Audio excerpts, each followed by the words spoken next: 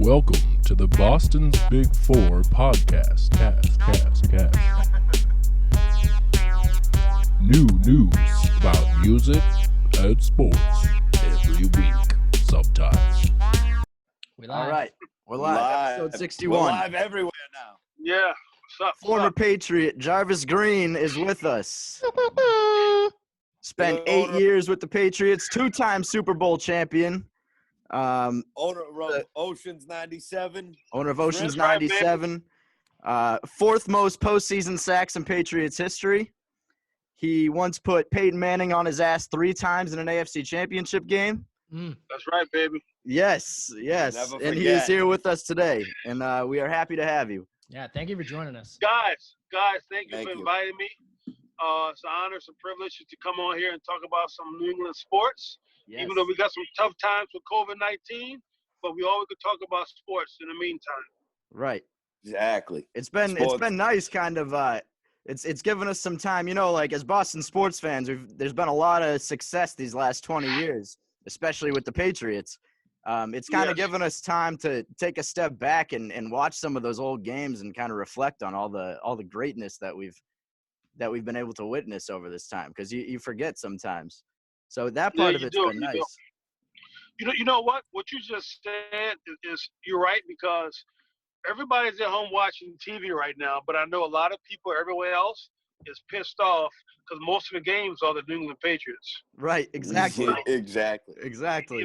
So, I mean, nobody's watching Detroit. Nobody's watching, the Vikings. You know what I'm saying? They're watching the New England team. So, Right. I get texts all the time from all my friends say, man, you're on TV again. Y'all on TV again. You're on TV again. Yep. So I'm sorry. What you want me to do? Right. Yeah. You exactly. played in a lot of big games. Yeah. So 8 seasons. That's a long time for anyone to last under Bill Belichick. Yep. So Yep. what was it? What was it like, and why were you able to stick around so long, do you think? Besides your talent on the field, obviously. Man, I'm going to say this. My first year and a half, I was, so nervous and tight. And because I know, just mentally, I had to find myself. Yeah. Because when I left LSU with Nick Saban, it was, I guess, a up and down for me for my 4 years that I played on the field. And then Saban, when Saban got to LSU, I was going into my junior year. I just came off of 2 seasons, 15 sacks, 30 TFLs, 100 tackles. I was on Mel's Kiper, number 20 pick, first round. Nobody knows that. That was a long time ago. And then Saban came in and changed the entire defense. We went to a 3-4 defense. I'm sorry, it was a 4-3 defense, but it was a 2-gap old school defense. Compared to my first 2 years at LSU, we ran off the ball. And I can remember I had a few meetings with Saban because we kind of went at it a lot, but I was like the guy that he sat down with once a week for my 2 years at LSU. But Saban said something to me about, hey, man, you played too slow. And I'm like, slow? After all these stats? So the day I graduated from LSU, he was at my graduation. I said, Coach, why the hell you told me I played too goddamn slow? And I'm like, look at my numbers. I played ball. He said, nah, I didn't mean the way you play. I meant the way you read the defense. I'm like, well, son of a biscuit. Why you couldn't tell me that? So that messed my head up completely, because you got one of the greatest coaches, greatest right now of all time. And at the time, he wasn't that great, but he was getting there. But everybody respected him because he came from he had the NFL background. So that happened. Then going to New England, oh man, I got to tell you guys, I was making 7 to 9 mental errors every game. Romeo Crennel was the defensive coordinator, right? New England just won a Super Bowl, and I had so many issues. You know what changed that? The AFC Championship game, 2003 against Peyton Manning. Yep. When I got those sacks, Yep. Confidence is everything. That is, yeah. That guy you go. Plays. I was watching that game a couple nights ago. Those were huge plays. Yeah. Huge play. And look, the clip y'all got, I love that clip, man. I saw it. That was a great clip. Yeah, we were saying we need more. There needs to be more Jarvis Green highlight tapes on YouTube. I know, man. And look, today, Nikovic put something on Instagram today, right? Yeah. I don't know if y'all saw it, but it showed like the top 10 hurries in 1 year from a Patriot player, like all time. He was Okay. like I think all time in the last so many years, he was number one at 69, right? Yeah. I was at 51, and I'm like, I had no idea. Yeah. Technology and stats. But then I said, you know what, Nikovic? Guess what? That year we went undefeated. But also, that same year, I started 10 games. Because that's the year we went, Seymour was down. But when Seymour came back, the last 6 games, I played 20% of the snaps. And then the playoffs came, and then I didn't get out the game. And I'm like, Nikovic, I got 51 pressures, and I played pretty much, he started every game. Right. So Yeah. I was kind of talking shit a little bit, Yeah. So, Yeah. Well, like I said, you have like I said, you have the 4th most postseason sacks in Patriots history, which is really? pretty. Oh, You didn't. No. See, when you said the 4th, I thought you meant LSU because LSU, I'm 4th all time. You have 4th all time at LSU. With the Patriots, you're 4th. You have the 4th most postseason sacks. The only guys ahead of you. I gotta look up the number. The guys ahead of you are Willie McGinnis, Mike Vrabel, and Nikovic. Damn, that's pretty good. I was a backup, man. Right. Come that on. is. Yeah, you were doing your thing. That is very good. That's Get incredible. this man a bottle of champagne. Right. Right. So how much did you learn from Richard Seymour? You want me to be honest? Yeah. Yeah. Nothing. Well, I might get an email. I might get a Twitter, a DM from Richard. Somebody tell him this. So me and Richard, I saw Richard in the Super Bowl. We hugged, we hung out, we talked. Me and Richard, he gonna respect me for this. We used to fuss and go at it every day. Okay. I was probably playing for New England. We call it company.com, company guy. We always company guys. We had conflict in the locker room, but you never know. So on the field, we got to go to work, right? Right. Yep. We got something to build. Me and Richard, man, for those 7 years, he went to Oakland after that. Those 7 years, I mean, we used to go at it. We used to bicker.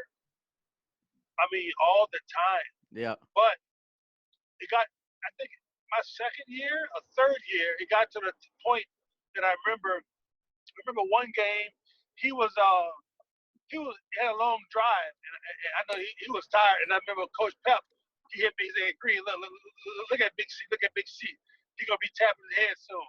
And then one time he got out, and he didn't even do like a substitution. So Pepper did the substitution all the time. Man, Bill was so freaking mad. Bill went over there, he said, Pep, get your freaking guys together, okay? What the Keystone Cups, blah, blah, blah.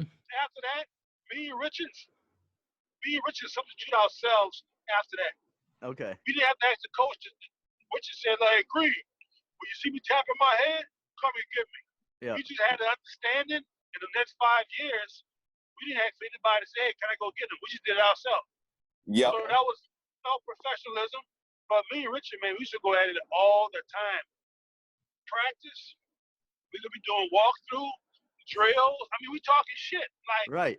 Did you find that to be constructive at all, or like were you guys feeding off each other's energy, or was this just straight competitive? It was competitive, but I mean, I was never a guy to say I want your position, and he knew that I didn't want his position. He knew that. But see, because that's what I was thinking. I was thinking maybe he was afraid you were coming for his job or something. No, never. Yeah. Richard never felt no. Okay. See, that was crazy because when I went on the field, I played my high level intensity. I mean, Richard's a Pro Bowler, man. Richard's 6'6", 320. He brings the noise. Yep. He's a hell of a player. I possess something different when I go in the game, but I know when I went in and substituted for him, it wasn't like we had like a layoff, Right. So, yeah, you just had a different method of attack. That's right. Thank you. That's right. So it was never like I want your job. I didn't want his job. Yep. His job was perfect, but the way the defense was set up and the way Belichick and the way they brought the different players in, because everybody to me on the team had a niche. Right. Everybody had a niche. That's what made those defenses so great. That's right, and it wasn't like you could go like the Colts, like San Diego. Some of these teams, everybody's waiting for that one guy to make a play. Yeah. New England, it was never like that. Right. You know, we was waiting, not waiting. We all trying to make a play. You know, so that's one thing that I do respect and love about New England. The guys in the locker room. I mean, Vrabel, Brewski, Pfeiffer, Ted Johnson. You know, Ty. I mean, Vince, Seymour, myself. Yeah. I mean, those guys. Junior Seau. I mean, so many guys. You know, Ninkovich. But when I was there, Ninkovich was young, right? He Right. came from the Saints, so he was fighting his way to get to the top. But I mean, even like him, he used to come out there, and he know he wasn't on the roster, but that used to bust his ass every freaking day, man. Every day. And then it's a little different in New England because like after we get done with like practice, and then we go do some other team drills, you know, just to get better reps, right? This is a game that you got high reps but high intensity, but try to be perfect every time. No such thing as perfect, but close as possible, you know? Exactly. Cool. What other question y'all got? So your rookie year, 2002, you guys went 9-7. Oh, I remember that year. Yeah, and that kind of is – a lot of people forget about that year. That's kind of the one it's the one time they haven't made the playoffs in Brady's career, other than the time he was injured. Well, right, when Matt Castle was the starter. But that year, we went 9-7. I think Brett Favre messed the game up or something. I remember that. Yeah. Yes, I remember that. Brett Favre on the Jets, right? Yeah, we kept saying he's going to screw this shit up. He's going to screw it up. Right. Who's in the locker room after the game watching it, and nobody was going anywhere. Our families was waiting for us, and we was like, what's going on? Well, we're waiting on Brett Favre. I remember watching that game. Yeah, crazy. Yeah. Yep. So, but what was it about that? Because they won the Super Bowl the year before. What was it about that team that caused you guys to struggle? And then what was it about the next year that you were able to bounce back and become this great team and win 2 Super Bowls in a row? I think, well, like Bill said, once you win the Super Bowl, you have a bullseye on your chest. Yeah. You know, they gave you the toughest schedule, and that's where champions are made, to see how you bounce back and play the next year. Always, like he always say, it's great to win the game, the big game, but what can you do next year? You know, will you just stink and not even make the playoffs? And for me, it was more like it was a whirlwind. I mean, it happened so quick. I think we just, you know what? I know what it was. We wasn't making the big plays. You know, it was all by inches. You know, missing this or get the first down. You know, third down.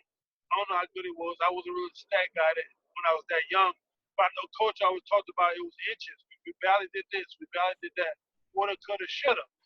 And I think from that year, I know the offseason was crazy. They made some deals, and we worked out. That's when Harrison came in, right? Yeah, that's right. After the 97 year, right? Yeah. So my question is, wait. So Lawyer Malloy, did he leave? What year Bill did traded him. He left after 01, or no, after after the Super Bowl, right? After the Super Bowl? Because did you play with Lawyer? No, I think I just had training camp with him, and I wanted to. I was upset. Right. I thought Rodney came in the year we went 97. Oh, that was the year after. It was the year after, I believe. Wait, so I did play a Lawyer. Yeah, I did. Okay, for 1 year, yeah. Damn, I don't even remember that. Hey, look. Okay, Bryan College training camp. Yeah. My year we had 7 guys, right? It's one of the smallest draft classes ever, right? I remember every year they had this Ferrari and Lamborghini lined up in front of the domes at Bryan College, and then we had our friend of ours that was washing them. Well, he's my friend now, but he was washing their cars every day. I'm like, who do you damn cars for? It was for Lawyer Malloy and Ty Law. And they walked around with fur coats on all day. It was so funny, man. That's crazy. Yeah, good times. So I know you went. Oh, you go ahead. I'm sorry. Oh, well, No, you go ahead. I know Rodney came in, and I was just upset because, I mean, I looked up to Lloyd Malloy, just watched him when I was in college, man. I used to watch him when he was in college at Washington, Yeah. at the Huskies. So he was a hell of a player. And then when Rodney, they talked about Rodney Harrison, we was like, man, that's gonna be hell of a secondary. Rodney Harrison and Lloyd Malloy. I didn't know about the business side. I guess the money, right, and everything else, Exactly. That would have been sick. That would have been sick. I know that would have been. I mean, talk about two punishing guys in the backfield, Right, but I mean, they probably do the same thing though, right? Same position, right? I thought so.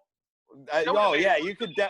And especially if anyone could, like Bill's a mastermind of putting guys where they need to be. Yeah, that's a lot of talent. Or at least that's what it looks like from here. You might have better No, you're right. No. Bill is like, I mean, General Patton, whatever you want to call the great, rulers of the world.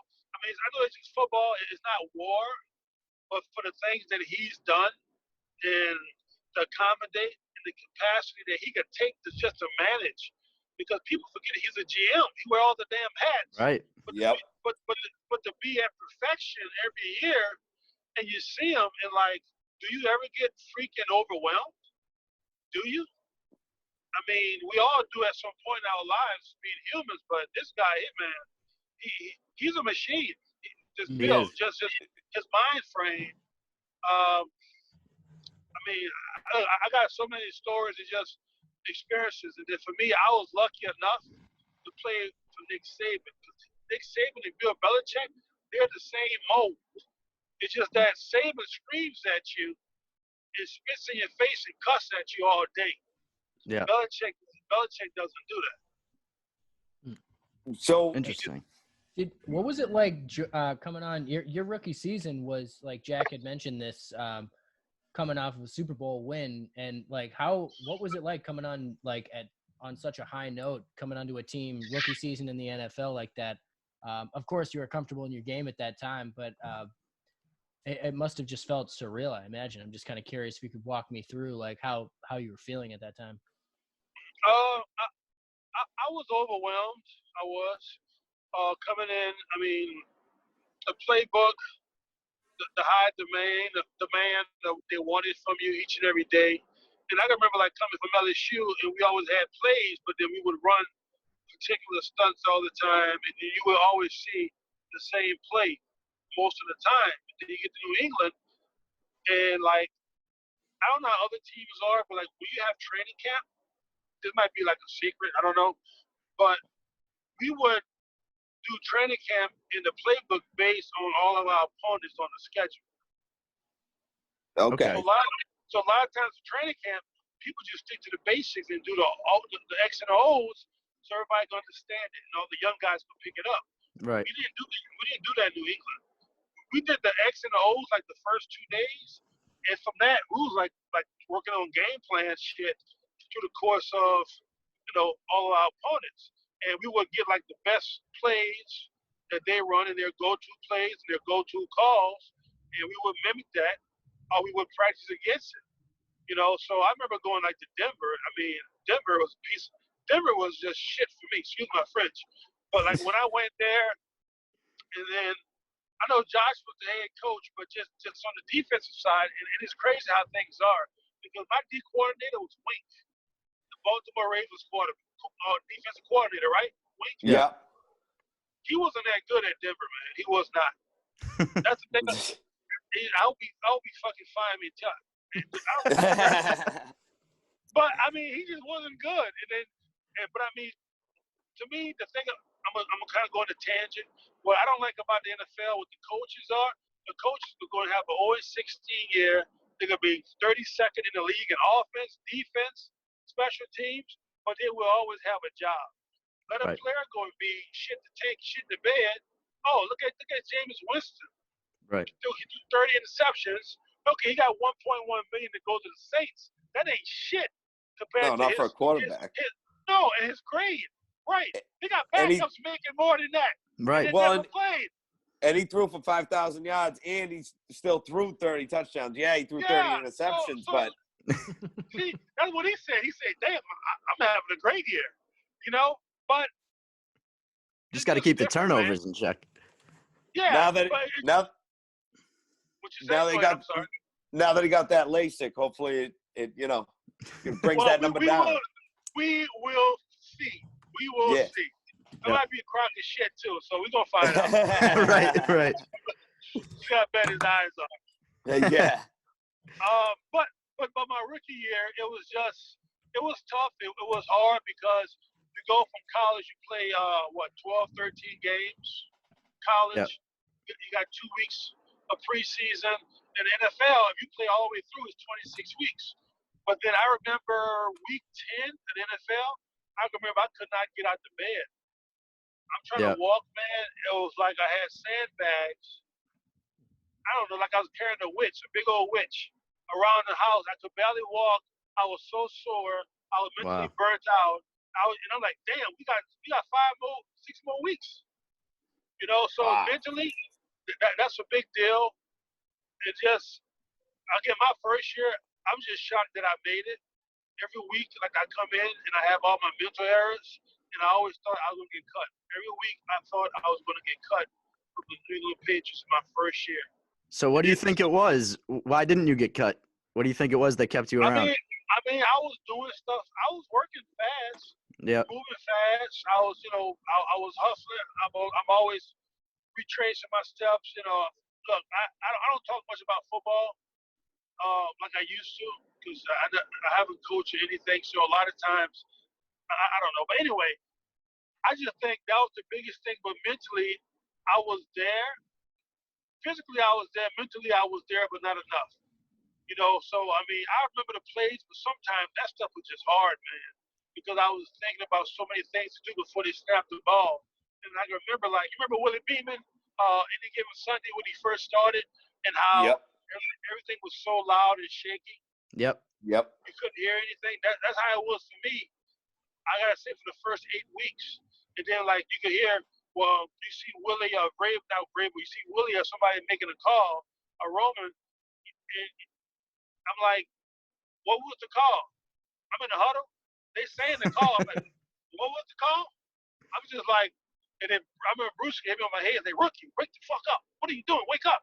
And Willie used to always be like, come on, stop sleeping on the line. That's Willie, Yeah. Yep. And then as you get into it, and then you find your zen. And now when everybody talks to you, I can remember Vrabel used to talk to me. I couldn't hear shit, but I could read his lips. Yep. Wow. Or we knew because during practice, Vrabel might say, I might tap my fucking knee. I'm okay for cursing, right? Yeah. You're Oh good. yeah. Okay. Vrabel Talk might be like, that hey, shit. Green. Yeah, roll with it. Look, so Vrabel might be like, hey, Green, I'm going to tap my knee. Or anybody, Vrabel, Seymour, whoever I'm talking to, we got to play.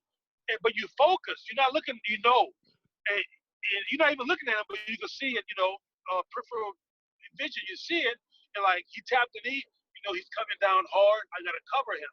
And then when it's loud, we in a big stadium, KC, we're in a away game, and they say something, you're like, I got to play. You read the lip, you got to play, but then you start learning everything. You start remembering the signs.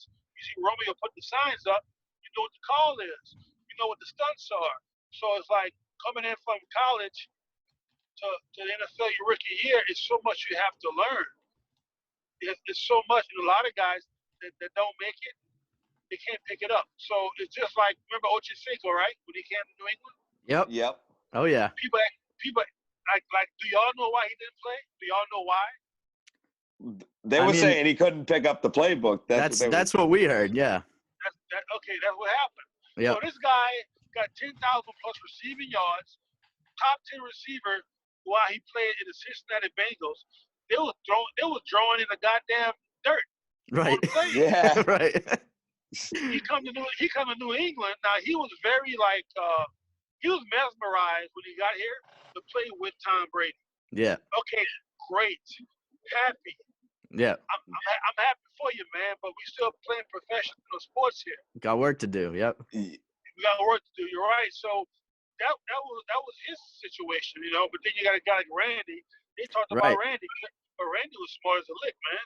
I was gonna ask next. What was the difference between Ocho Cinco and Randy Moss as far as, because obviously Randy was able to pick things up right away. I mean, Randy was elite. Randy would have stayed. He would have broke every record for Jerry Rice. Yeah. You know. I always tell people that Randy Moss, my opinion, Randy Moss is the greatest receiver of all time, because Jerry Rice. I agree with you. Jerry Rice had Joe Montana and Steve Young. Randy Moss, you know, Dante Culpepper, who knows what his career would have looked like if he didn't have Randy Moss. And yeah, right. And then, Randy made everyone look great. Right, Well, and then you know, as soon as he teams up with Brady, he has the greatest season that a receiver's ever had. So right, 22 touchdowns, 50 right. touchdowns. And sometimes it's sad as a player because like after the Super Bowl, we lost the game, and I remember he was pissed, Randy. Yeah. And like it was just a bad feeling after the game. But you would have thought Randy, Wes Welker, just those two guys alone. I mean, we had a hub offense. We should do that the next year as well. Yeah. You know, Yeah. but then everybody want more money. They got so much stuff that happens. Yeah. That, you know, things don't align. You know, I mean, Randy's a hell of a player, man. I remember Lost the first you for a week, sec. the There was first a little week bit of a training, skip. he was making. I mean, the coach. When Randy Moss came in, like the first week when Randy Moss was here with New England, Yeah. he was making catches. He was making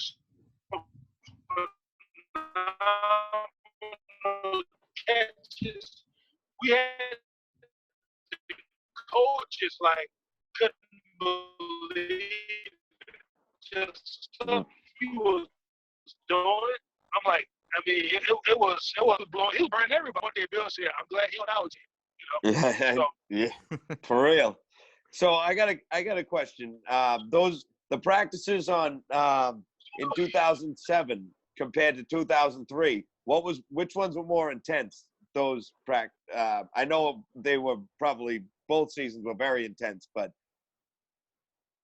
2003 was more intense because I think we were still trying to find our pedigree, and we had guys coming in and out. I think it was more like the first year they won with Brady. It was all a fluke. It wasn't real.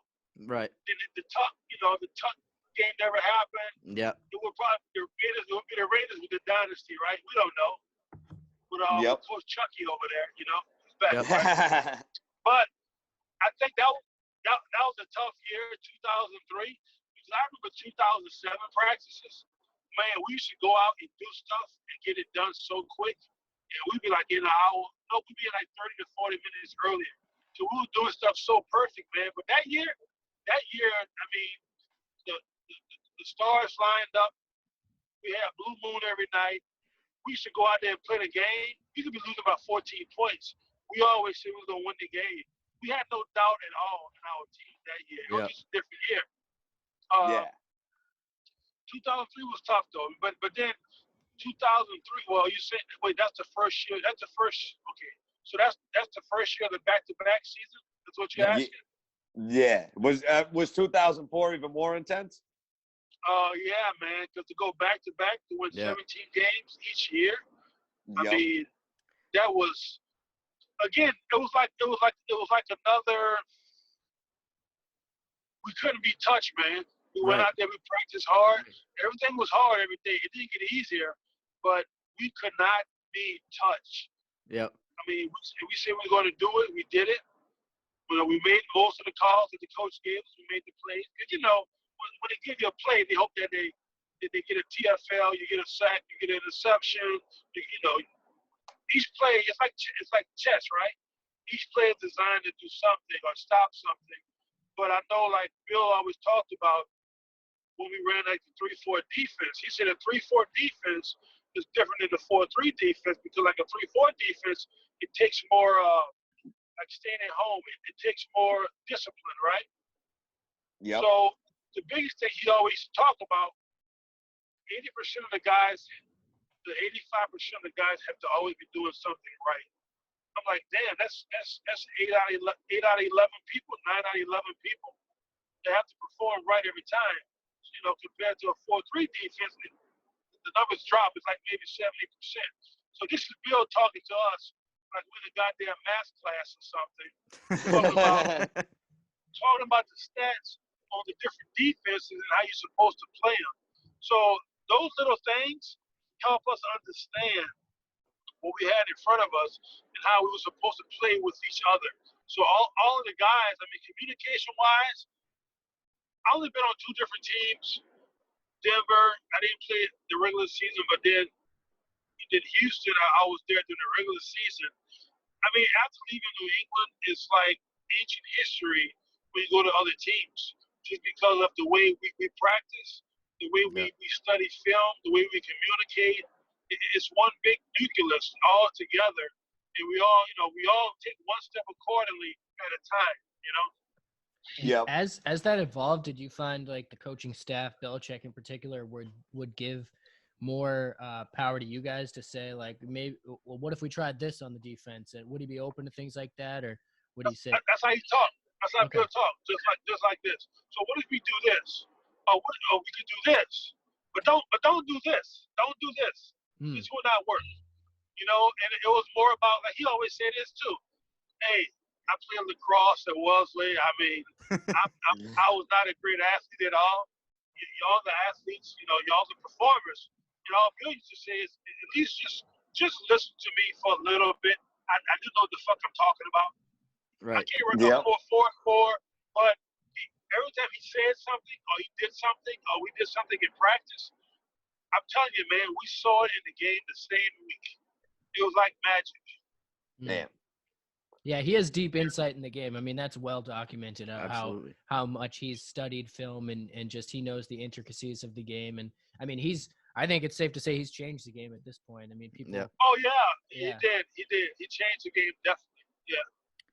So, what was Belichick like outside of football? Did you ever have a relationship with him, like get to know him kind of outside of football? Because I've heard stories like Brady, even, in his 18th year with the Patriots, they'd walk by each other in the hall and not even say a word to each other. Like, he seems like kind of, Yeah, he's better now.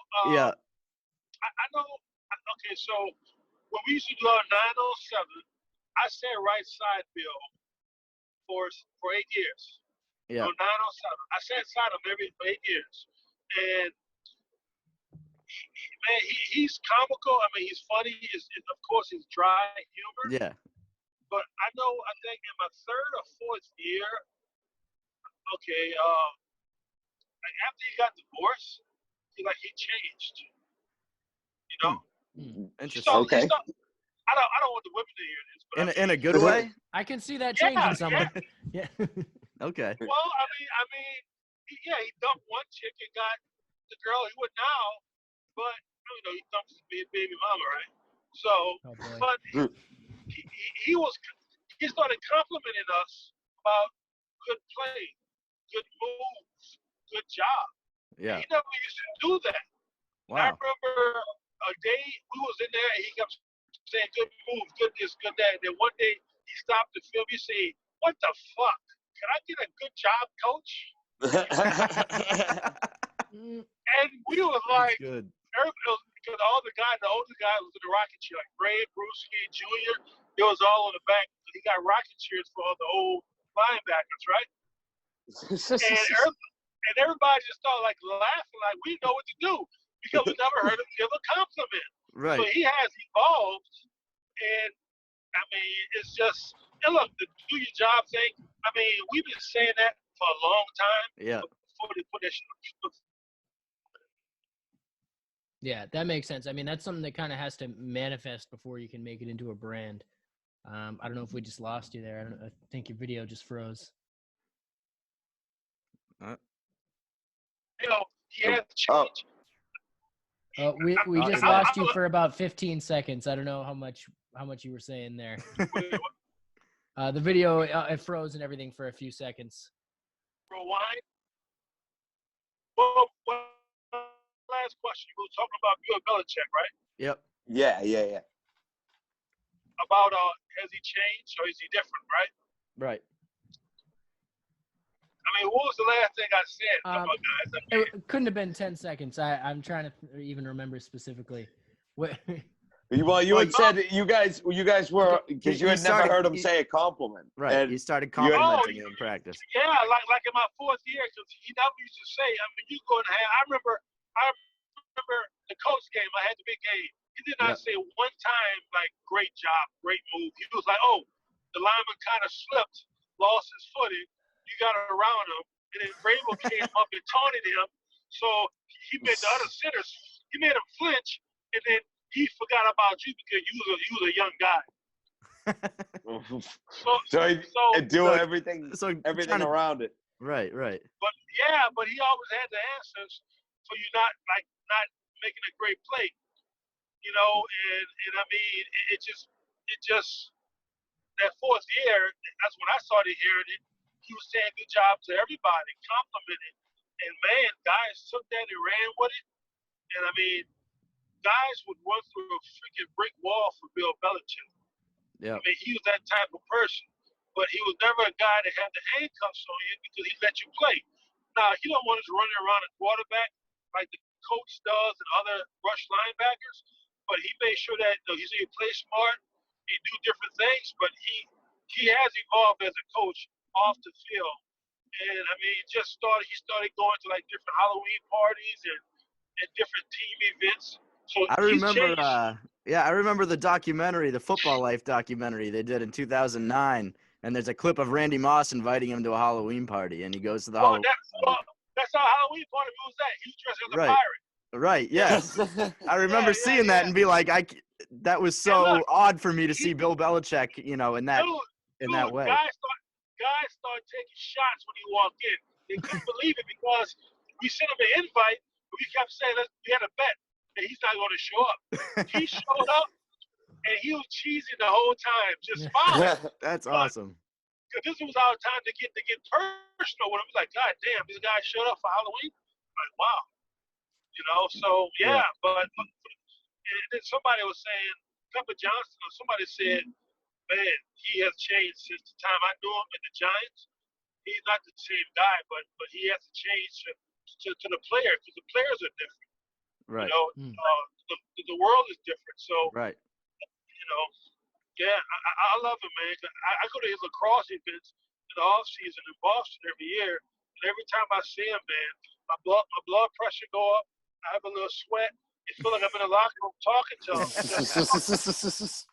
Because he's so dry. He's so dry. When he starts talking to you, he don't get deep into like what's going on. You can go and say, hey, my wife or so got in a wreck and she's in the hospital, this and that. And, it's going to be blunt. He's going to say something. He will not get into any details. He will not get personal. He might just say, is everything okay? He going to leave it at that. He won't ask you any more questions. Hey, coach, I just lost my foot, but they got to re-amputate it. He going to be okay? That's it. Done. Done. So, that's good and bad. Nothing else. It is. So, it's good and bad, right? So going off of that, what's your most the most savage moment that you've ever seen Bill? Like the most ruthless you ever saw him, where he did something and you were like, oh shit. One off season, we was in the indoor. So Vrabel, myself, the D-line, Roosevelt Colvin, and they had this guy walk. This guy was working out. I'm like, I didn't know who he was. When guys come in, and it's crazy how when you playing, you don't really see everything that goes on TV or the news, right? I know the iPhones are so much different now. So you get all these fucking chimes all the time on what happens. Yeah. So this guy was running around a couple of days, and then we went back out again. I saw this guy. I said, I didn't know who that guy was. And they was like, that's Adelius Thomas. I said, we signed fucking Adelius Thomas? I didn't even know. I'm like, I remember him from Mississippi, from our Southern Miss, being a master's trauma program. That's the only thing I really know about him when I was in high school. Man, he was lollygagging around, and Bill stopped fucking practice. And y'all heard this before. He said, "I back a fucking brace truck up to your fucking front door. When we out here, you better fucking run to the best of your fucking ability. Or, you know what? He said, I'll cut you. We'll take the fucking dead money, and we'll keep moving." Oh Damn. boy. Like, what? My jaw dropped. I'm like, what the fuck? Wow. Because he signed him to a huge deal. Right. Yeah, And it didn't work big out. deal. Like, right, 6-7 million a year, 20 guaranteed, 35 million. Yeah. Yeah, that's when the deal started growing. And he said stuff like, he said that. Oh, I have another one. Oh, Okay. Look, I'm telling you, man. When I go back up, if they get whiff of this, they gonna call me. Look, anyway. Try to keep it on the DL. Well, they hear and see everything. New England, they do. I remember. I hope they see this. Hey guys. I know. What's up, Bill? I know. What's up? What's up, Belichick? So another one is we was in a 907 room, and this one Junior just got in, right? You know, he covered by Buddy, right? Yep. I always heard that. Yep. Junior knew everything. Yep. And every time Bill was trying to coach him up on stuff, Junior had all the fucking answers. I remember Coach Pep was by the light. Coach Pep controlled the light switch, and then Matt Patricia was on the board, always do X and O's. Bill was up there talking. And Bill was sitting down, and Junior kept talking. Junior was behind him, and Bill like, Pep, cut the fucking light on. Matt, move out the way. He said, look, Junior, shut the fuck up. I don't care what you did over there. I don't care about your fucking Pro Bowls, blah, blah, blah. Over here, we here only to win fucking football games, to win championships. You want to be a part of this fucking game and this team? Shut the fuck up. Wow. Bro. And then we all was like, buddy.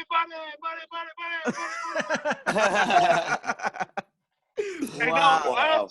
And that was the last time Junior was talking shit. Now, we know Junior Seau. That's a great friend of mine. 12 straight Pro Bowls. I mean, he was a machine. Yes. The great Bill Belichick put him in his place. And a lot of head coaches cannot do that. Right. I mean, he did it with Randy. He did it with Corey Dillon. I mean, he did it with Rodney. Whoever came in and had their own way, Bill, that's one thing that separates Bill from a lot of other head coaches. He don't give a shit. Did you ever see him rip into Brady? Oh, yeah. My first year. I'm a shit on myself, man. Yeah. my first year. But, I mean, I think he do that every year in training camp, and it scares the rookies. Yep. Oh, that like no one's untouchable. So Brady, I mean, he's human. He screw up, you know, and some stuff he did, and Bill got into him. I'm like, that's Tom Brady. He should win a Super Bowl. Right. I'm like, so, I don't want to mess up if he's going off on him like that, you know. Right. So you would say there was really no difference in the way he treated Brady compared to the way he treats everyone else? No difference. No difference. Yeah. So this actually is it's a decent segue. There's some headlines out right now that they're trying to say that there's some contention between Brady and the offensive head coaching right now, particularly McDaniels. Yeah, exactly. Yeah, I'm getting there. But then he I guess I'm curious, like, how, in your experience at that time, like, how did you see did you see any contention like that? Obviously, like, they've had a great relationship for years, but I'm curious, like, is wait, Brady and Coach Daniels? Or, McDaniels. or just or the offensive coach just at the time. I'm just curious how he. I mean, look, Coach McDaniels. I mean, he has an ego. I mean, look, Brady. Okay, I'm gonna say this. Brady has an ego. I have an ego. We all have egos. Yeah. But then we have confidence, right? Yep. I don't want my leader to be low in confidence. My leader, whoever gonna lead me, I don't want that. But then you got McDaniels. I mean, Coach McDaniels was my first coach my rookie year. We were breaking down film together. Josh. Okay. Wow. So me and Josh go way back. So he earned every lick he got. And when he went to Denver, I think that put him in a different perspective because now he has another view of the playing field from a head coach level. But then to come back down as offensive coordinator, that makes him a greater, high skill offensive coordinator, correct? Right. Yeah. And then you got the best quarterback of all time. So did they bump heads? I think they did because they're two guys with high in confidence. And the things that they've done and completed, I mean, Josh is a hell of an offensive coordinator, but Tom Brady is a hell of a freaking quarterback. So who comes first, the chicken or the egg? I have no idea. Right. Yeah. I mean, we've seen them go at it on the sidelines. It's been on camera before, you know. So they've had their blowouts. Yeah, they did. Yeah. So I mean, yeah. Yeah, it's just kind of, that was more on the gossip column, but it's just kind of curious. It's relevant right now. So you got, obviously, you've been in 2 parades. How was it being on that side of the parades, as opposed to being on our side where we're watching you guys? Like, how was it just being in the floats and everything? The Super Bowl parades. Yeah. I mean, okay, so I went to the first. I did go to 2. I did. I didn't go to the White House 2. I went to the White House once. They got terrible iced tea and lemonade at the White House. So don't have Really? But I do have a few of those napkins. They're thick like Bounty, thicker than Bounty. So that McDonald's might have been an upgrade. Oh yeah, that was so funny. Trump, I tell you, boy. Double, hey, Big Mac, please. Yeah, double Big Mac. But the 4 for $4. Okay. That's Wendy's, man. 4 for $4. But I go, okay, so the parade, it was, look, to be there, I mean, your heart pumping is the experience. I mean, growing up playing football, I never thought I'd be at that level of winning, NFL championships. But just Boston alone, I mean, my parents lived in Boston for maybe 8 to 9 years in the 70s, 8 to 9 years. Okay. And coming from New Orleans, and I went to Boston, and when I got drafted, and I remember I talked to Scott Pioli first, and I talked to Bill, and I was like asking Bill, like, where's New England, And I mean, it was so funny because he was like, fucking New England. Not like my first time ever talking to him. I'm like, I know. I'm like, Coach, yeah, I know, but like, where is it? I didn't know it was fucking Foxborough. I had no idea what. I just knew y'all won a Super Bowl, and it was like the worst. Like the worst. Like the first time talking with someone. Yeah. I mean, it was like terrible. I'm like, God damn, this guy's gonna be my coach. He's gonna run me to death. But the parades, man, in Boston, the people, the New England area, I mean, hands down, the best football crowd, family, tradition, history, whatever you want to call it, you line it up. I mean, I'm just blessed and happy because I could have went anywhere else in America. Right. But to be part of this over the last 20 years and still to be alumni, just to experience it, I mean, it's priceless, man. It's priceless. If I can do it every day, I ride that parade every freaking day. It seems is it as big of a party as it seems? Because obviously everyone else is partying, but you guys are like, man, how you say it? Party? Yeah, party. With no R. Yeah, I dropped the R. I held the R there. He's our token. He's our token Boston guy. He's our token Boston guy. If you have a Boston podcast, you got to have one guy with the accent. You want a wicked party? Right. Okay. I deserve that. But so no, is it an act, or are you guys actually going wild that whole time? I can imagine the energy. I can't imagine the energy of having won a Super Bowl. Haven't done that, so I can. Like after the game, you mean? Or on the floats? Are you guys at the parade? Yeah, like is that? Well, okay. So remember, after you win, you got the party. Everybody shit faced. Everybody tired. You just went like the day before the Super Bowl, like the night before. I don't know who sleeps before that. I have no idea. I know I didn't sleep about 3 times. I tossed and turned. And then you play the game. I mean, you wired the entire week. Yeah. I mean, you're up 18, 19 hours at the time, so your body is just going through the match. And then you got the game, the after party, you're on the plane, you're dead tired. And then they get the party, the parade set up. I mean, everybody's like fatigued and tired. I mean, that's why it's crazy. You see Gronk and them, drinking the beers and shirts off. I'm like, dude, so much has changed since we played, Well, when you guys won, who partied the hardest? Man, I mean, I party a lot. I mean, I drink hard. And, Okay. I didn't sleep after the game. Yeah. You know what? I partied the hardest, man. Come on. All right. Yeah, All right. there you go. That's the right answer. That's the right Hit us answer. up when you're in Boston. Yeah, definitely, man. Hey, I mean, I lived up there for I was living in Attleboro for like 2 years. Oh, okay. And I moved down here in January because my ex-girlfriend, she kicked me out. Happens to the best of us. Yeah, it does. But I'm always back and forth because of my business. But I mean, I love that city, man, so much, and That's it's good so to hear. emotional. It's just again, like I said, my parents lived there, but I never thought that I'd be playing football. In New England, to play for like Belichick, to play with these guys, the Tom Brady's and the Brewskis and all these guys, and just to be around. I'm in New Orleans because of my kids, but I love the Northeast. I love everything about it, the history, the people, man. I go to 6 games a year now, so like when I go to games, I mean it's just to see everybody, man. I mean people do not give a fuck.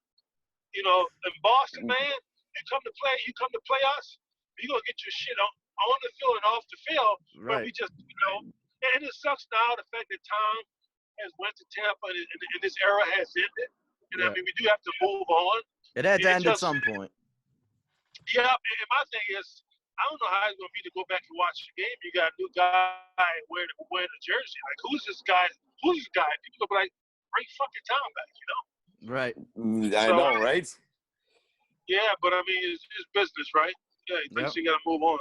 Yep. What they say. What was your favorite season as a Patriot? Hey, man, but to cry, man. That's great content. Hey, what I'm like 3 seconds behind or something? It's lagging a little bit, but just a little bit. No, you're good. I mean, look, the best season to me was the year we went undefeated. I mean, so much happened. Yeah. And it was like a fairy tale, man. And I'm telling you, man, it was like every day you didn't even dread going to work. Everybody do dread. I don't care what job you have, people dread going to work. Yep. I mean, unless you win the lottery every day with scratch tickets every day, Right. But, Who's that? I mean, nobody. They're the devil. But I mean, it was just emotional, and you get there. And I'm gonna say one thing about New England, our culture there, playing for the Patriots. We used to get in early because the meetings. Y'all can hear me? Okay, guys. Yeah, we got you. So like the meetings started at 8:00 in the morning, but we had guys getting in at 5:36. Man, we used to race to cut the light switch on in the weight room. Wow. And we was always like competitive when it comes to eating, hydrating, water, lifting weights, getting that extra running. We always did that. But then when we got done with our film, because right after practice, we get off the field probably around 2:45, 3:00. Yep. And then we have team film. So we used to watch film like every day after practice, go over all our mistakes. And then 3:45, 4:00, you're like pretty much done. But sometimes, Brendan, that time will go over like to 4:15, 4:30. But you don't see guys like running out of the locker room. Guys still doing rehab. Some guys finish their workout. Some guys in the sauna. But everybody was comfortable to be where they were. Yep. That's the thing, because I remember when I was in Houston, man, guys like running to get out. I'm like to get out, like to go hang out, run through the city, and I'm like, man, the city never sleeps. Right. Yeah. Opportunity will always be there, but a lot of guys didn't understand that. You know, Yeah, and and then Yeah.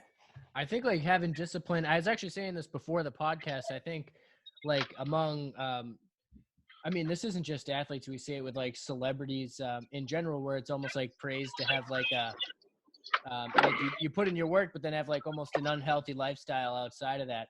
And to have people just like running out in the city and possibly partying and stuff like after a workout. I mean, it's good to encourage each other. Like we all want to eat healthy. We all want to be in the best shape we can possibly be, despite it being.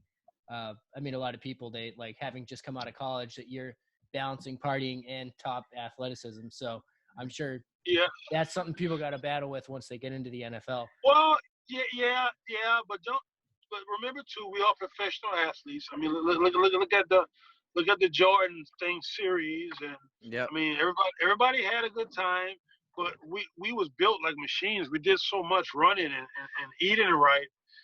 I mean, like for me, I was like a Providence guy a lot, so I always went to Federal Hill. I love Federal Hill, and I always hung out. But I was working as well. Had my little internship with the restaurants. But I enjoyed the moment, man. But I knew I had to go back to work. I had to go run. I had to make.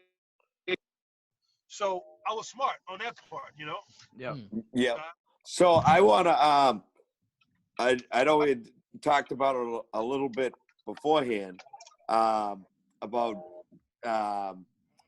Ocean's 97. What was that driving force that wanted you to get into into owning your own, not only owning your own business, but owning your own business in the food and shrimp industry? I think for me the biggest thing was I was helping a friend, and I owed him a favor, and so I can't really talk about the favor. But Yeah, he said, hey, I'm gonna let you meet the CEO, and from there, if you like him, you move forward. But then the CEO was like, hey, Jarvis, we're gonna put you into a 6-month internship, because I didn't know anything about shrimp at all. I mean, I like to eat shrimp, but not the processing and the Forrest Gump thing, right? Catching the shrimp, fishing, and then also selling. So I did the 6-month internship, and I did everything underneath the sun when it comes to processing, catching, filleting, deheading, freezing shrimp. Yep. And it was very cool. It was different. I know they gave me a Rosetta Stone, Vietnamese. I had it for about 2 weeks. I gave it back to them. That was impossible. Is that like, are there a lot of Vietnamese workers? That's all it is. That's all Really? it is. But it's like it's all Asian Vietnamese, but it's all everybody's still different colors, Yeah. And then everybody's accent is all like crazy, because you can hear one person talking Vietnamese, but the next person, I mean, all those whatever East Asia, whatever you call it, the area, So they had people from Cambodia, Indonesia, Singapore, and then they had people from Vietnam. But all through Vietnam, just like in America. I mean, I talk different. My dialect is different from the guy in California, right? Exactly. Yeah. It's all regional. Like the guy that say potty, like the potty. Yeah, the potty guy. Yeah. Yeah, we're working on him. Yeah, I'm getting Rosetta Stone English. Yeah, we'll work on that. Come on, man. So, Oh boy. That Boston accent. so what part of that? So you did everything from catching, processing, and everything. Like, so from start to finish, what part of that was the hardest? And did you find the hardest thing to be the least desirable part, or like, is there something that's just sloppier or something? I'm curious. Well. The hardest part of it to me is of any business to me is sales. That's the hard part, the sales and making a product that people like. Because I know for like a week to 2 weeks, I peel shrimp for like 2 weeks on the line, and I got like long fingernails. When I say I was tearing all of my skin up, now this might sound nasty. I mean, to the point, my fingers were bleeding. I had gloves on, but my nails would go through the gloves and it was bleeding. And I couldn't, I didn't want my nails to be low because that shrimp is like a needle. It's so sharp. Yeah. And the shrimp is gigantic. So it could stick you. I mean, it wasn't a clean job, right? Like, what's that guy, Mike Rowe, in Dirty Jobs? Right. Yeah. Yep. The shrimp business is a dirty job. I mean, every day was long. I mean, for 2 weeks, I was in the ice house for 2 weeks with the big coat on, putting ice in the vats, putting ice in the boat, and we had water going everywhere. I mean, I had to clean up, before or after.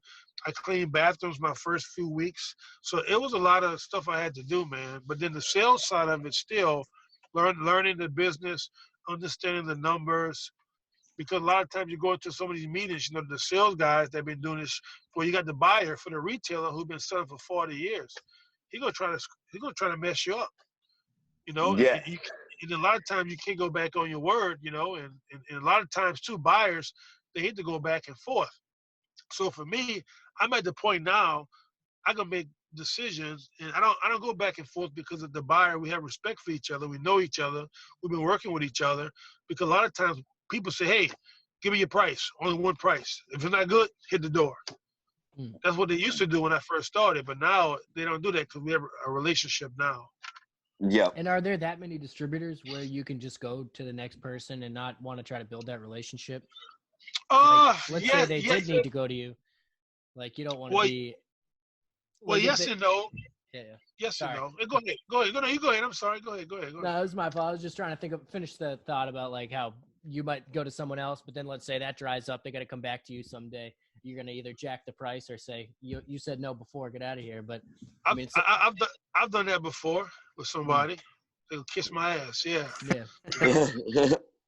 But relationships are important, That's probably they are. They are. Yeah, they are. And I mean, like now, like the stuff that I have now, I mean, it's another reason why I did that, because I mean, it's like everybody's selling freaking apples, right? Oh, my apple is a little more shinier, more riper, it's more red. But now you got so many goddamn apples and GMO and everything.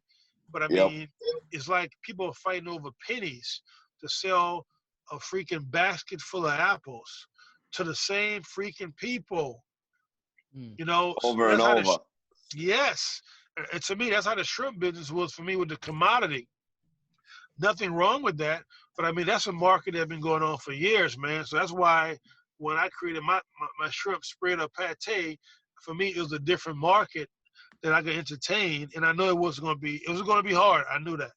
But, I'm not fighting over pennies. I'm fighting more of a brand. I'm trying to establish a brand. And that doesn't happen overnight, Yeah. I gotta say, I'm pumped to try them. I mean, you had showed us an example at the beginning. It's and I think you had listed the nutrition facts. It's a good lean protein source. Yeah, sounds like it. Yeah. Yep. There it is. Take a bite out of the can. Oh yeah, there you go. That's a commercial right there. Like McGruff. Take a bite out of the can. Yeah. This is cool, man. So I'm gonna send y'all some, definitely. Just email me your address. Absolutely. You can put this shit on crackers, pizza, pasta. You can deep fry it, sushi roll it, noodles, salad. I mean, it's so many different things you can do with it. Yeah. Awesome. Can't wait. Yeah. I'm and in. It's good for the apocalypse, which who knows might be around the corner. Yes, man. That's right. Right. Stock up, folks. Somebody told me that too, man. I got like 30,000 cans in my warehouse. I said, at the end of the world come, I said I will be okay. Yeah, you're all set. Yeah. Just my eyes and shit. Yeah. Just make sure you got to, you protect that place like the Alamo. That's right, baby. And we party. Yeah. They lost the Alamo, but we'll we'll let that go. I wasn't great at history. Yeah. So I got to ask, the 2004 Patriots defense, where do they rank? Where do you guys rank all time? Because I put them up there. Definitely one of the greatest. That was the lowest. I mean, how many points did we allow that year? I don't even know. It was crazy. I got to go back and look at it, but bro, that's like 13 years ago, bro. Yeah. No, 16 years ago, right? Yeah. that was the second year we won the Super Bowl, right? Right. Oh yeah, I remember that year. And that defense, that defense was legendary. Did we lose to the Redskins after we went 2-0? Lost to the Redskins that same year? I think so. I think you're yeah. right, yeah. FedEx Park? That sounds right. Yep. Yeah, Bill shit on us after that. Oh my goodness. Yeah, because we just won a Super Bowl. I think we started off 2-0. Yeah. So we had the 19, I don't know, straight, whatever it was, the record, Right. whatever it was. Right. 21. Well, I don't know. Yeah, 21 straight wins. I remember that. It was 21. Right, and we got beat, and I think the quarterback was the guy from Florida, the Florida Gators. Who was it? It wasn't Tebow. No, the other guy was before Tebow. The guy before Tebow, Grossman. Yes, Rex Grossman? It was. Yes, Rex Grossman. Okay. It's all coming back to me, guys. Yep. Look, it's all coming back. Rex Grossman was shitty, and we got beat. Oh my goodness! But after that, Bill got into us, man. I don't know what happened that year, but we were so focused on everything, day to day, just the snaps. I know what too. I'm gonna say this: we was in for our win was amazing. Our conditioning was top level. I mean, we did so much running in between practice and after, because Bill was like, the way Bill get to us, he said, you know what? Y'all don't play defense. You know what? I know why, because y'all not in shape. That's why we can play good defense, because in the third and fourth quarter, if your endurance is high and where it's supposed to be at, you shouldn't be making any mental errors or messing up, because we was messing up a lot in the third and fourth quarter. So Bill said that was our win, our conditioning. He ran us to death. Yeah. And then for us, us geniuses, we started running more in between, like offense, defense, period. So we started doing that more and more. So after that became like a habit and a norm. And then all the younger guys started doing the same thing. And I'm gonna say this: other teams, they don't do that. A lot of guys just wait to run after practice. Yeah. We did it in between, because like the starters, they go the first 2 snaps, and then everybody else fills in, the backups, and then the scout team. So we always running cross fields. And then at one point, Bill used to record us running, so we used to watch it after we watched team film, like in the morning. So a lot of times the offensive linemen, they start running cross field. They start mooning everybody, pulling their pants down, running. Guess who started that? Matt Light. So it was just so much. We had so much chemistry as a team, but it was fun. It was work, but we try to find, you try to find ways to laugh, because that was always important. Right. What was Vince Wilfork like as a teammate? Oh, Vince, man. When Vince first started, the you, he had a chip on his shoulder. I mean, he lost his parents, so that was tough for him. Mm-hmm.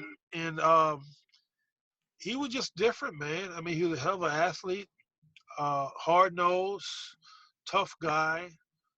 Then, you're not about to disrespect him. He's a big man. He's going to make sure and let you know. Oh yeah. I remember my second year, me and Vince, because I remember we had a rookie night. We almost got in a fight at the rookie night. Oh really? And because we was at Smith and Walensky, and people kept pointing at me and say, "I'll eat all the lobster tails up." So he came and checked me. I'm like, "What the fuck are you talking about, dude?" Who's keeping tabs on the lobster tails, anyways? It was Stephen Neal, because all the older guys was taking the lobster tail and taking champagne home. Yeah. And I'm like, I know why you're picking on me, because you're scared to pick on Willie, Rodney, and everybody else. So he was picking on me. And then we went at it, and I'm like, we went downstairs, and I followed him to his car. He was talking shit. So I followed him to his car, and I'm like, come on, dude, let's go. Whatever, what's up? But it's just crazy, man. But we like this, man. I talked to him last month, because we've been doing some like crawfish together. Okay. So, okay. Yeah, he's big into cooking. He's always grilling out. And he's big into barbecue, right? He never missed a meal. Oh yeah. Yeah. What's What's up? So when you were on the Texans for a little while, was he there? Was that No, he wasn't. he wasn't there yet? No, when I was there, I mean, shit. It was what's the linebacker from USC? I was on the steroids. Oh, Cushing? Cushing. Brian That Cushing. dude, hey, that dude That- crazy. That dude Yeah. nuts. No, I watched a He's video of nuts. him. I watched a video of him mic'd up once, and I was like, "This guy is a lunatic." Dude. He was. I bet you got just- some stories about him. I bet you got some stories. That dude was nuts, man. Yeah. I mean, I was there for 3 weeks just to see the DNA of another team because Mario Williams got hurt. Yeah. They brought me in just to hang out. Other vacation. I retired after that. I did not even see Mario Williams at all, like Really? at all. So that's Wow. the difference between between like New England setup. Right.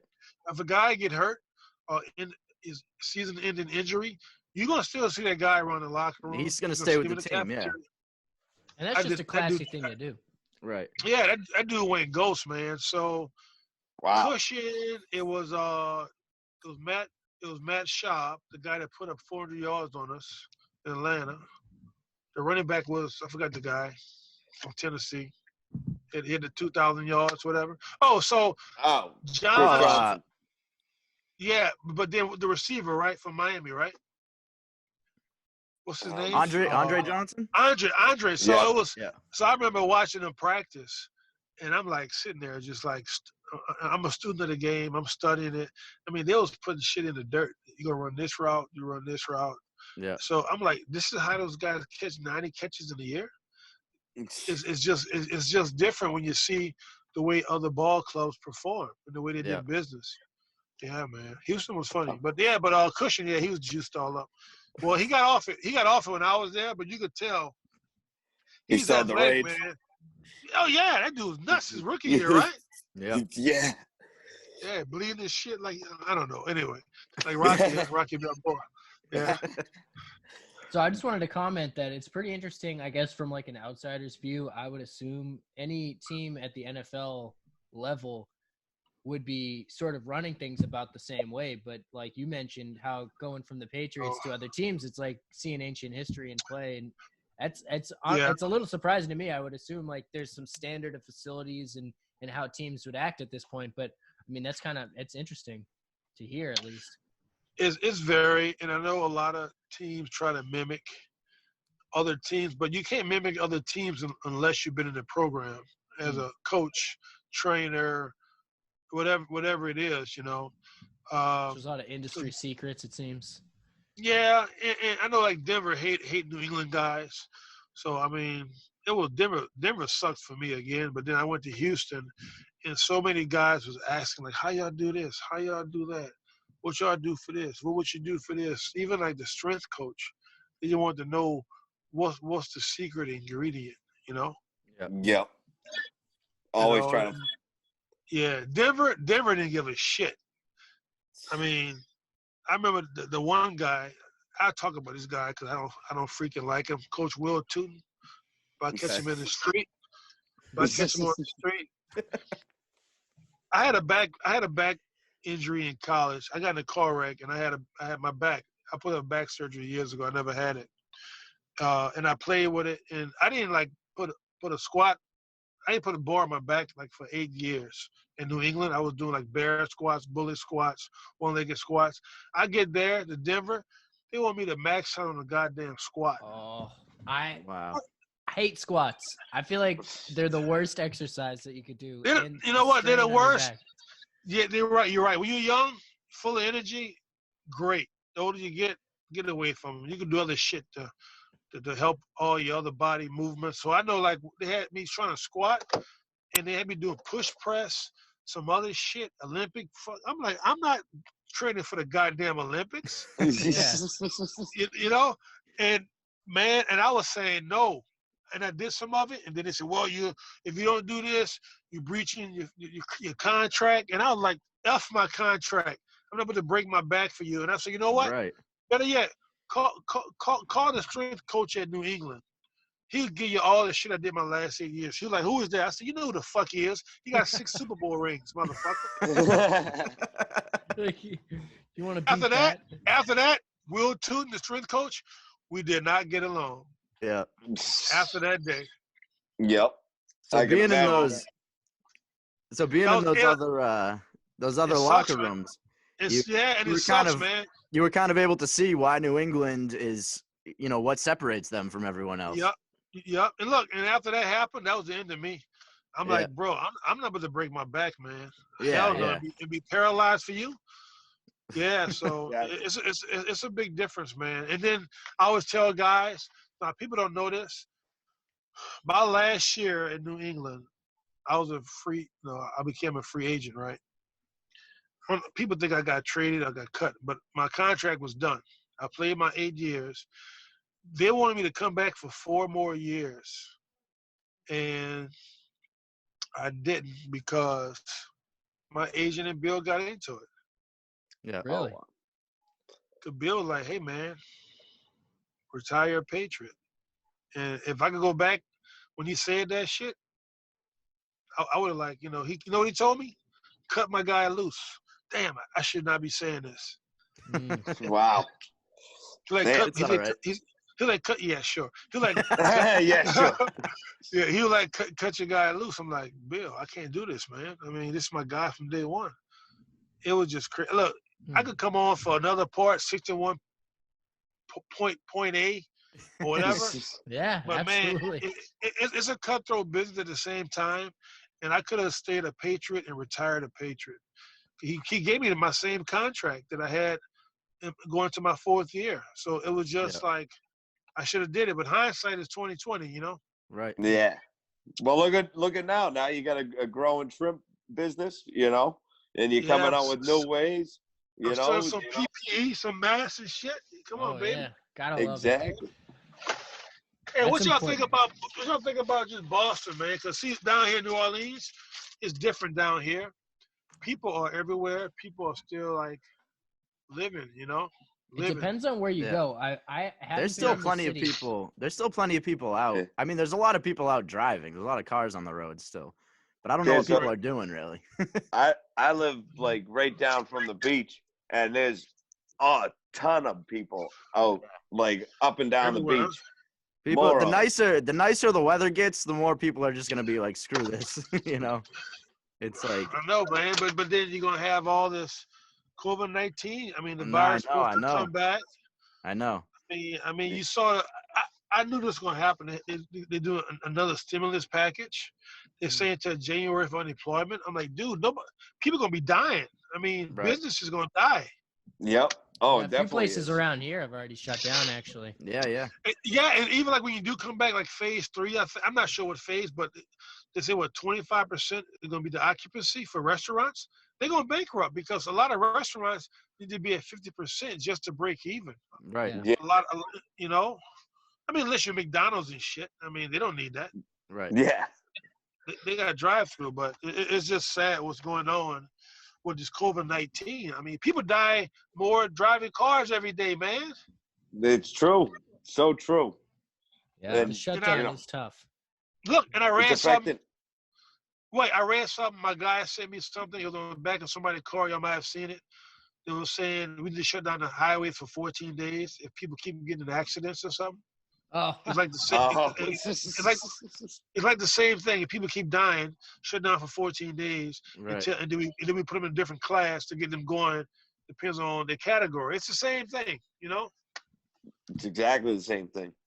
Shit. It's yeah, crazy. it's definitely been. I mean, I'm lucky enough. I'm able to work from home, but I know not every business can do stuff like that. So it's been hard No. to. Yeah. And just like seeing, I miss going into the city. I miss comedy shows, like going to see. Yeah, like, local concerts, artists. like going to games, all that stuff. Absolutely, So- yeah.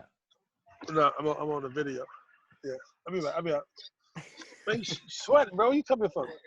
Working out, okay. Looking good, man. Looking good. Special Yeah. guest. Yeah, my boys. Yeah, I'm in the city, in New Orleans. Yeah. Awesome. Oh, we made it. Nice. Yeah. Yeah, man. And how long we been on for? Yeah. We've been how almost long an have hour we and a been? half, actually. Hour and a half. Damn. Awesome. Yeah. Well, you made pretty good time getting down there. Yeah. I did. Or up there. Is it up or down? Or It's, across? That's down, it's, right? Well, it's a little south, but it's southeast. Okay. Southeast. Yeah, y'all been to New Orleans before? I I've haven't. not. I want to go. I definitely want to go. I've Yeah, never man. been. Shit My face every night, baby. Sounds fun. my parents went to the first Super Bowl, the first Patriots, the first one they won. 1985. No, Oh, one. the 2001. 01, Yeah. 01. Okay, yeah, okay. So they were down there then, and I always Yeah. used to tell my father back then. I used to say, "Come on, let me go to the game." I don't know, 8 years old. I go, "Come on, I want to go. I'm gonna have a good time." You're too young to be in the city, man. As I later found out. You're too Check young to this out. party. Check this out. I got your The old autograph school. right. Oh, I got really? your autograph. Yeah. Where was that, 97, man? You found that in This some was dungeon? this was 2002, your rookie year, I believe. Wow. Okay. You came to my hometown and you played in a flag football game against our local fire department or something like that. I swear to God. Ipswich? I think I was Ipswich? there. Hingham. Hingham. Yeah, Yeah. I know. Yep. We kicked y'all ass, right? We won. Or we Probably. lost? Probably. I don't know. That was fun. That was with the All Stars with the guys Fred and Steve. They got the steakhouse, the casino. Fred Smirlis, Oh, Smurless. Yeah. Oh, yep. Steve Diassi. Yeah. Steve Diassi. Yeah, Yep. yeah. Yeah, that was great, man. I did a bunch of those my first 2 years. That was Yep. really fun. Yeah. Yeah, that That's was a good awesome. time. That was I saw one of them. You guys were playing charity softball against like Quincy Fire and police or Yeah. something. too. Ipswich, Quincy. Yeah, we went everywhere, man. Everywhere. So that I was really remember. nice. I remember Kevin Falk was on the team that I saw play softball, and like every time you guys hit the ball was going. I don't It know was if good. Yeah, It was so going it back was. there. Yeah. That's I pretty gotta awesome. ask about I gotta ask about the Jarvis Green Foundation. I don't use it anymore. I mean, Oh, you don't? it's still active. I mean, we Okay. get stuff. Well, I'm gonna relaunch it, but I was supposed to last year, but hopefully I do it like next year. But it helps disadvantaged single working mothers. But we're gonna change our what is it called, man? I'm going nuts. We're gonna mission. Yep. And did I say that right? The mission. Yeah. I think so. And then we're Sounds gonna right. we're trying to figure out what we're gonna do it for because I want to find the right cause. And to me, like one of them is hunger, but I got to figure out what exactly who we're gonna help. Yep. So once I realized that, because we did the disadvantaged single working moms after Hurricane Katrina, but that was down here. But then when I do it again and relaunch it, it's gonna be more just for the Northeast area. Okay. So Awesome. I mean, it's gonna be for single moms. It's gonna either be for single moms, homeless, or for the kids. It's gonna be one of those three. Awesome. Yeah. So Hell yeah. That's That's always awesome. good to give back. That's good stuff. Yeah, that is good. yes. Gotta appreciate it. So Thank you. I know you're in New Orleans. I have, and it's not an important question. So if you got to get going, you don't have to answer it. But I gotta. Answer. All right. So before the draft, they always talk about how you get these crazy questions.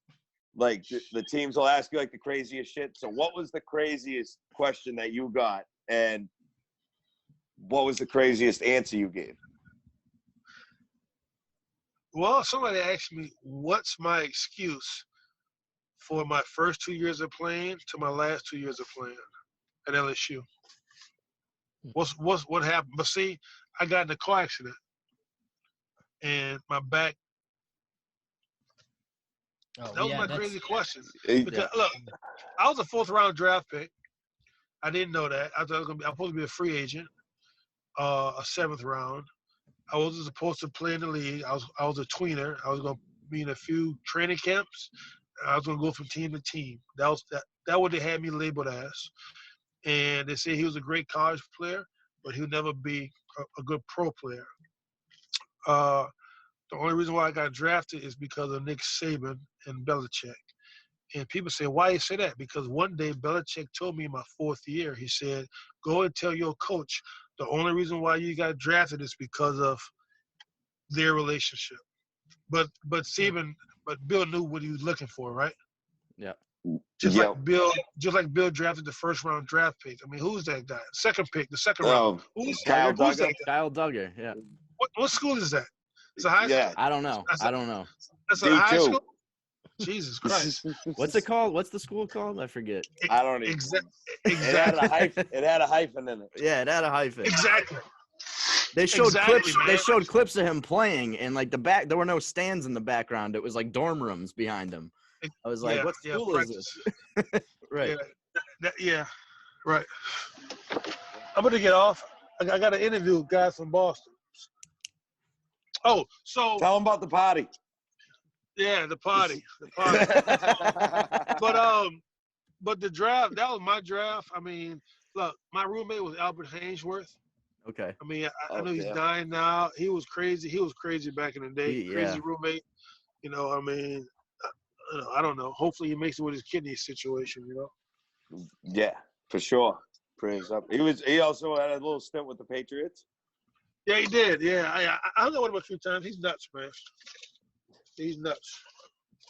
So, Yeah, well, all right, guys. Yeah, we can let you go. Yeah, this has man. been awesome. Yeah, you got some good work to go take care of right now. So, handing Yeah, out we some definitely masks and everything. we definitely want some.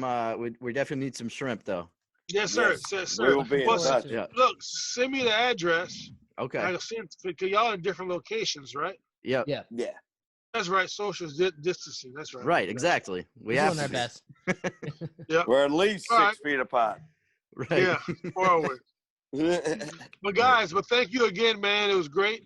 And look, if you Yes, ever this need me was to come awesome. back on, I'll come back on, man. Hopefully we We got some appreciate it. more good stuff to talk about. Definitely. Yeah. Yes, for sure. absolutely. You definitely shared Sure, some we'd good love to have stories. you We back. appreciate it. Thank you, guys. Ocean's 97. Check it out. Ocean's 97. Ocean's 97. Thank Let's you so go. much. All right, guys. All right, Jarvis Boston Green. Big Thank you. Four. Let's Thank go. Peace We out. good. Thank you. See ya. Peace. Peace.